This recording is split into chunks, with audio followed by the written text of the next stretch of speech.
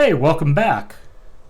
So, I want to talk about a topic that's been on my mind for a while. I was watching this video on YouTube, and it has the title, How Do We Make CrossFit Better? Hint, title of my video is kind of something what's on my mind. But I'm not going to link to the video that got me thinking about this because honestly, it gave me GI distress. The video is horrible. People talking while one is actually a CrossFit Games athlete and a gym owner, and L1 or maybe even L2 or 3 coach didn't seem to actually know the material within the coaching manual. Just the stuff that they discussed just was wow. But the topic, or at least the title of their video, which they never got to, by the way, How Do We Make CrossFit Better, is something that personally is of interest to me, and hopefully it's of interest to you. And in my whole experiment thing, I am kind of way jumping ahead into further along, but we'll get there in a second. So before I get into it, to set the stage, generally what I notice with most of the CrossFit content is it tends to be about the games and games athletes and what they're doing, which has absolutely nothing to do with your normal everyday CrossFitter. I can't relate to it. And I'm a geek. I actually went and did my L1, and I spend time looking at this stuff, reading fitness study, and kinesiology, anyway. But I look at this stuff. I'm a total nerd. I can't relate to that, and I would say that your normal people are not going to relate to they don't relate to what Tia Claire Toomey does or Matt Frazier or any of those guys. Sorry, they're great, they're amazing, but they're unrelatable. I don't have 8 hours a day to work out. I'm amazingly fortunate. I get to work out as much as I do. Most people aren't in the position to do what I do, so can't relate to it. Then you have your other fitness influencers who love to bash on CrossFit, and they'll do pro and con videos. They'll point out all the stuff that they don't like. Oh, CrossFit's going to just tear you up, and blah, blah, blah, blah. And when I listen to it, first thing I notice is they're always selling their own program.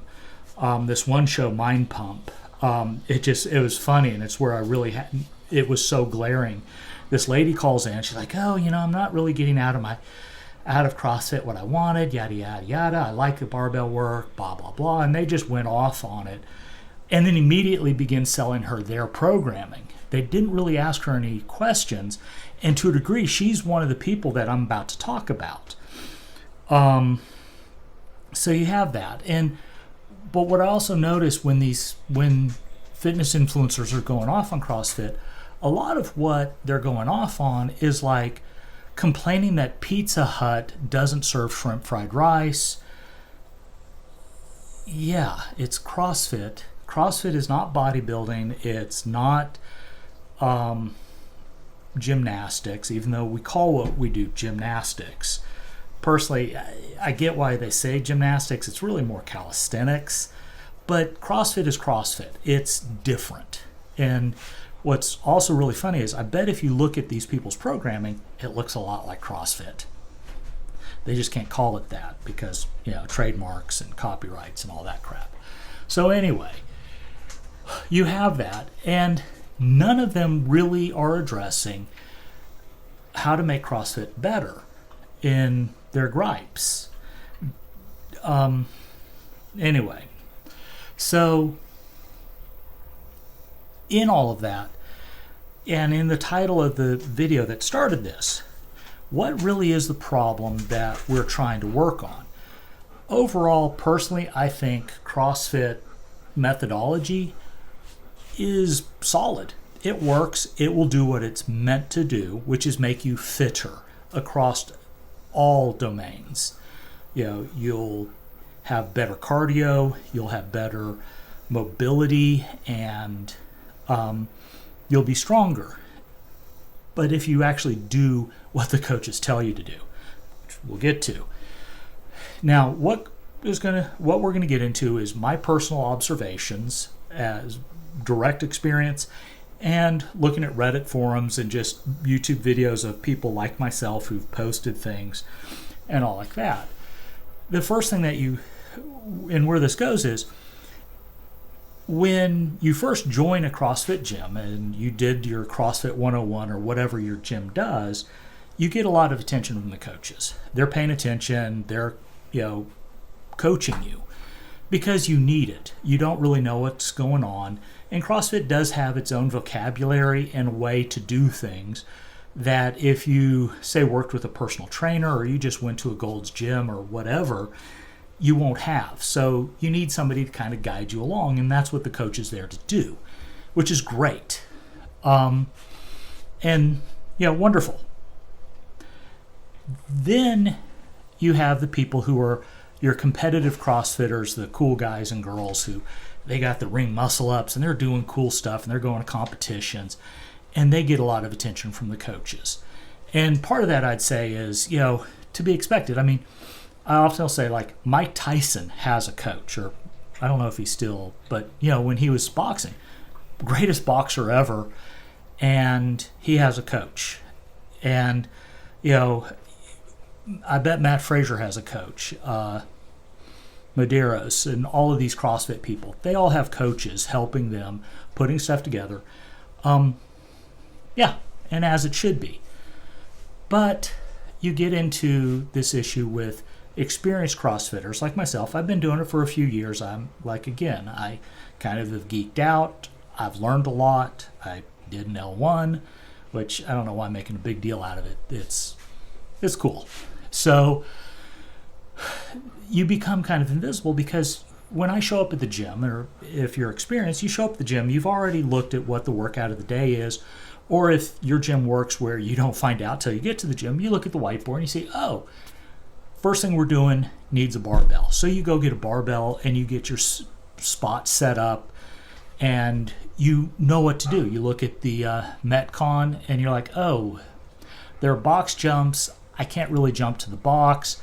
And look, based on this workout, it looks like I should do kettlebell swings to get what the coaches, who programmed this, is after. So, you go through and you know what to do. You're essentially on autopilot. The coach doesn't have to pay any attention to you. And therein is kind of where the problem is. So why is, you've become invisible because of this. The coach just, they see, they're like, oh, Jake's in class, one less thing for me to worry about, which I guess is a compliment. And before I go too much further, I'm not bashing on the coaches. The coaches are working their asses off. My intent here is to help improve. How do we make CrossFit better? And it's just some suggestions. I'm a consultant. A lot of my work was doing assessments and then providing recommendations on how to improve a process or what your next action should be. Hey, you need to move these things into the cloud, stuff like that. So that's all I'm doing here. I'm not bashing anybody. This is not meant to be negative criticism. It's, hey, here's how we get better, coaching. So anyway, so the question is, though, okay, these invisible people, why is this a problem? First thing is, of course, safety. The truth is, an experienced CrossFitter doesn't necessarily know everything. Again, I think I sometimes tend to be an outlier. I'm very OCD. I will go massively deep into stuff. It's not normal. A lot of people, they go to CrossFit to get on what I call a do not die plan. They're just going into CrossFit to get a workout in. And yeah, they can look and they know what's going on, but they don't necessarily know the finer details. And so they still need coaching and things like, one of the complaints with CrossFit is we do Olympic lifts, snatches, power cleans, and jerks, which are technically complex movements. And guess what? As you start getting stronger, you can actually hurt yourself. Firsthand experience, you can hurt yourself doing these things if your technique is not as good as your strength is. So you suddenly find yourself doing a 315 not back squat, but deadlift. Well, suddenly you can clean a whole bunch of weight. But if you've not gotten your mobility and you don't have the technique to receive the bar correctly, you can do some damage. So you still need the coach to be paying attention, going, don't put that, you need to stop at that weight. Let's go down and work on that before you go up in weight. So the safety aspect. Then you have a thing of progression. You have these people who are invisible. They know what they're doing, but observation. I see a bunch of people in my classes who are doing banded pull-ups. They've been doing CrossFit longer than I am, and I don't know what's going on. Haven't really talked to them about it. I'm not a coach, so not my business. My usual thing is, it's their party. I'm just passing through. Stolen from another friend. But they're doing banded pull-ups, and they have been the whole time I've been there. And it's like, what's going on? And to me, if I was coaching, I'd be like, hey, I see you doing banded pull-ups. I've seen you doing banded pull-ups for the past 3 months. Do we want to move on, or are we good with this? Because there's progressions and there's stuff we can do to move you from a banded pull-up to a strict pull-up. And once you got some strict pull-ups, we can start working on some kipping and maybe even doing a muscle up, stuff like that. But the invisible CrossFitter's not progressing. Their power clean just stays in this horrible nightmare state. Their snatch just horrible. So progression. Next is from a business standpoint. CrossFit is, fitness-wise, kind of a premium service. Not quite a personal trainer. It is a class environment. If you want personal training, you should, most CrossFit gyms offer personal coaching and stuff if needed. But even within the class environment, it's still a premium service. And so at a certain point, a person's like, well, I'm paying for this service and I'm just back here doing my own thing and I'm figuring all this stuff out. And at a certain point, a person's got to go, I could pay for a Gold's Gym membership. I have all the equipment at the Gold's Gym or whatever Globo gym you want. And I can figure out, I can go to the CrossFit website and they'll give me a workout of the day. So I could just do my own thing and still be doing CrossFit. You can do CrossFit in your garage. There's street parking, that's essentially exactly what they're doing. So from a business standpoint, these invisible CrossFitters are kind of problematic because at a certain point, they're going to leave and the gym's going to lose that revenue stream, which is not good. So therein, to me, is the problem from 3 different points of view. So before I solve it, or give my recommendations, it won't solve it, just my recommendations, I want to say that it's a kind of a two-sided coin. So first thing is, we do need to improve coaching, which a lot of gyms work really hard on getting their coaches good at coaching. And I think my gym has excellent coaches. So again, I'm just making some recommendations based on what I see and my experience doing what I've done. The next piece is the athletes need to be improved as well. So let's take this apart. First, we'll start with coaching.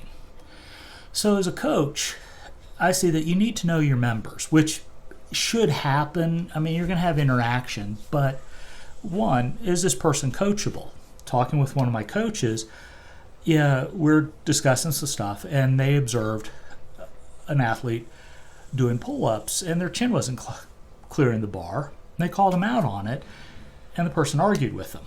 Well, at that point, coach is like, not coachable, moving on. So in that behavior, this gets into the being a better athlete. It's this person's not really coachable, so I'm going to save the time, because in that 60 minutes of CrossFit, one of the criticisms that I'm not addressing here is we pack a lot into that 60 minutes. So and you've got anywhere from 10 to, our classes at most are supposed to be 16 people. one coach with 16 people, and you're going to go through a focused exercise, a warm-up, a focused exercise, a Metcon, and a cool-down, and you got 16 people to try to deliver individualized instruction to, not happening. And so you got this situation where you got to make choices. So the next thing is, so on the coachable part is, okay, here are the people in my class. Are they coachable? What are their goals? And what do they do well? What needs work? So these aspects of each member in your class. So then within the class itself, I'm kind of saying your normal classroom teacher deals with this every day. And admittedly, they've got, depending upon high school, you got people trading classes, but down in elementary school, it's one class. But regardless, you know who's in your class and those attributes. Is this person coachable? If they're not coachable, you can kind of go, well, I'll just check in with them real quick. Just, hey, you good? And you get the thumbs up and you move on. Within their goals, hey, this person told me their goal is to get pull-ups, and looky here, the focus part of our workout today is doing pull-ups.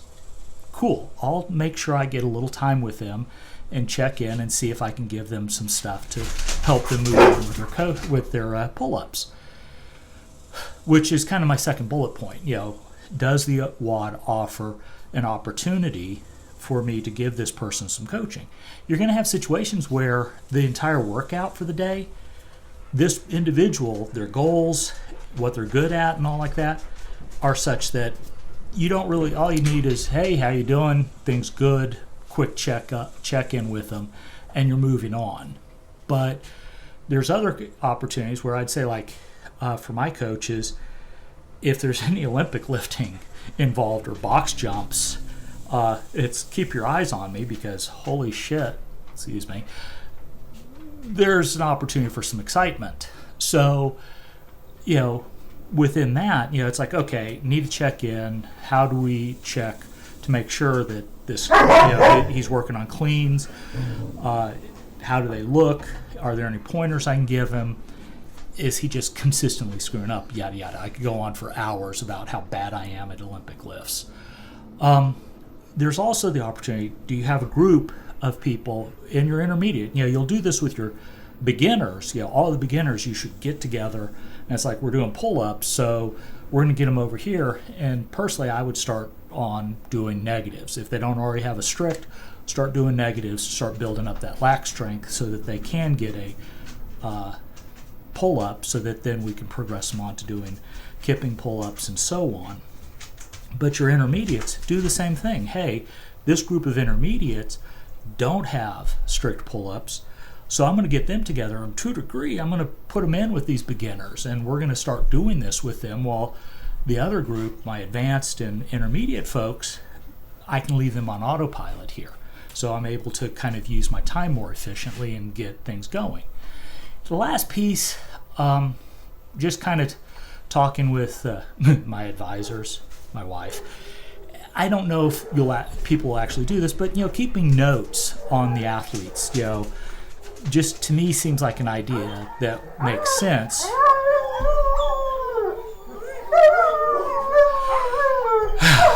Yeah. I'm sorry.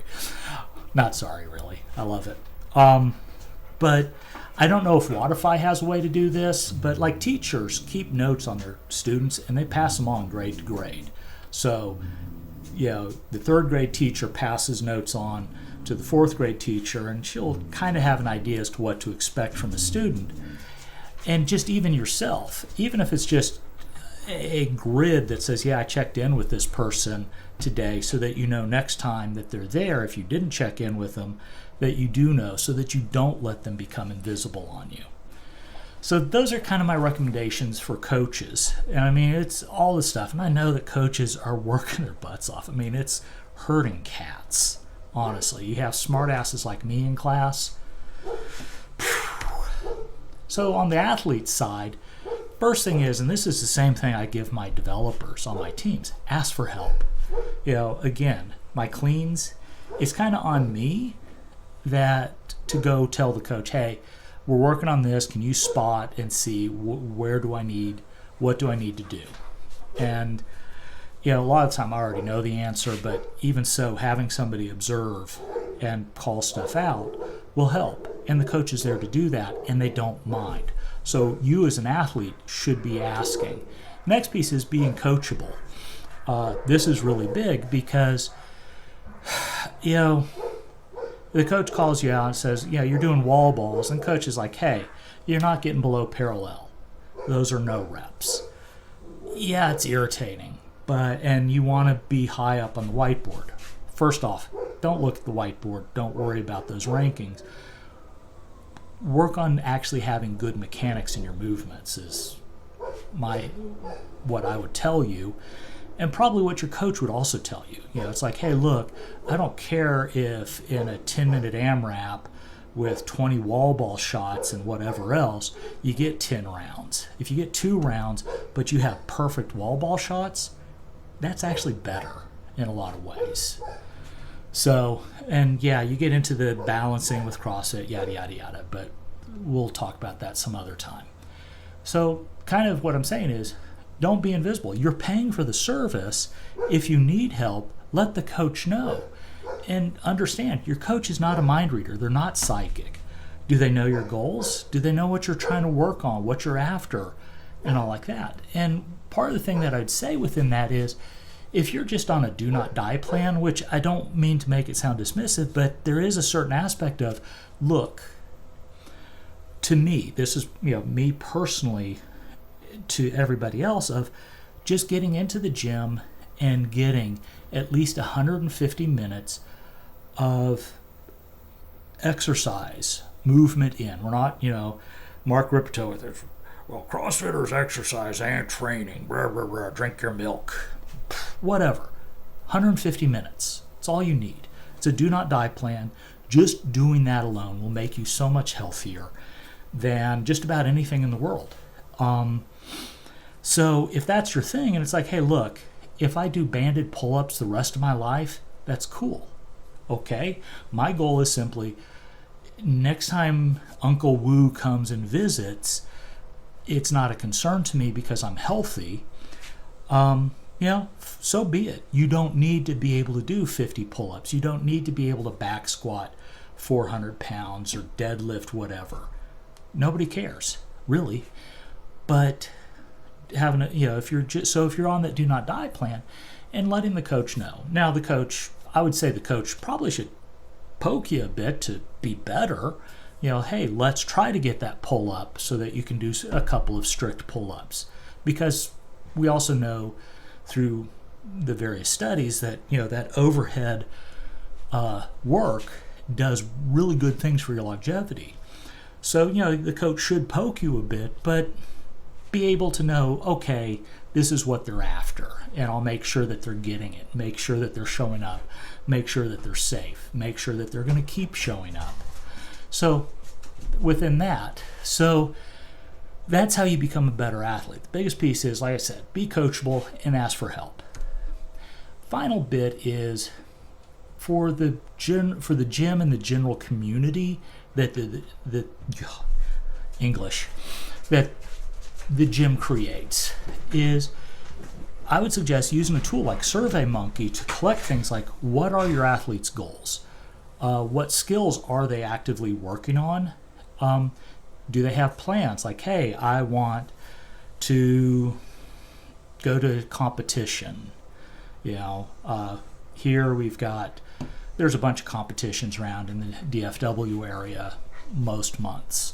Hey, I want to do a Tough Mudder and I want to run a half marathon or some nonsense like that. Cool. And then update that SurveyMonkey, like do it every 6 months or so, because people change. Hey, my work schedule changed, just had a kid, something like that, and your goals will shift. Hey, I've got my handstand push-ups, so now I'm interested in learning to do pistols, or I want a bar muscle up. Okay, cool. So update so that everybody or the coaching staff knows that stuff. Again, my wife's skeptical about this.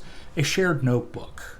So before I said, coach, yeah, you should be keeping notes, I would say like Evernote or OneNote, or even, I guess, on the Apple iNotes thing, so you could share a note across your coaching staff and just, or an Excel spreadsheet, whatever it is, just some information so that the coaches, because, I don't always work out with the same coach, and you probably don't either.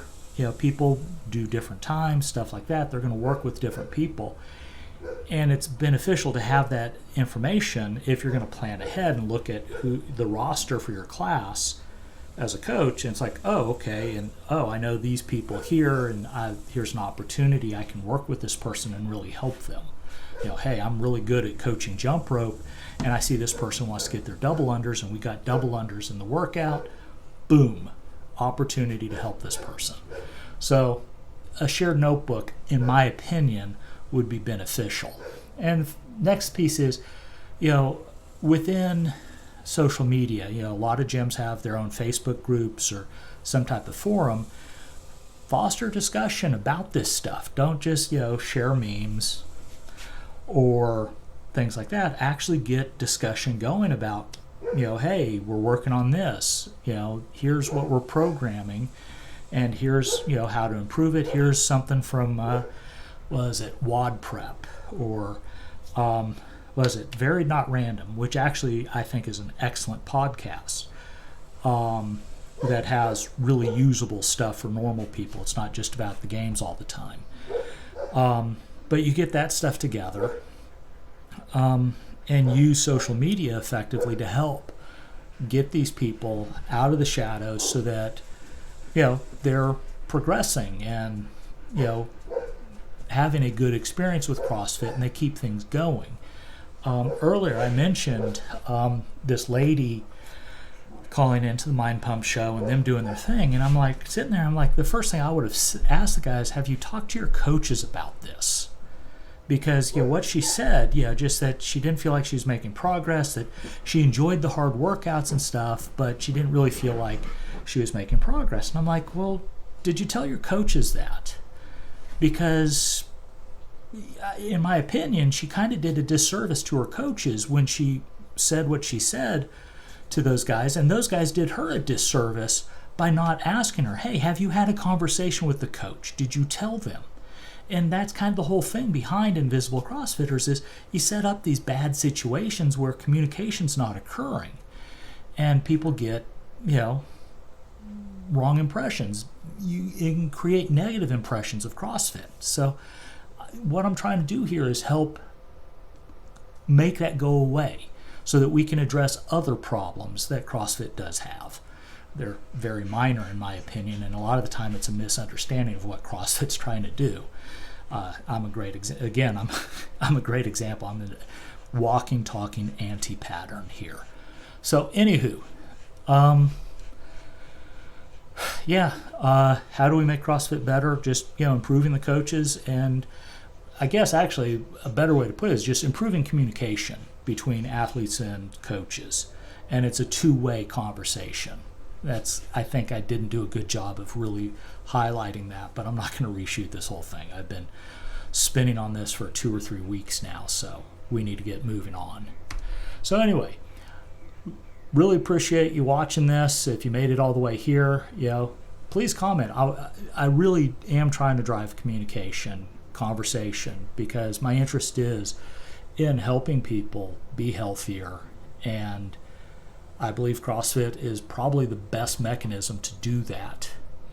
So anyway, and you can also reach me on Twitter at JakeW.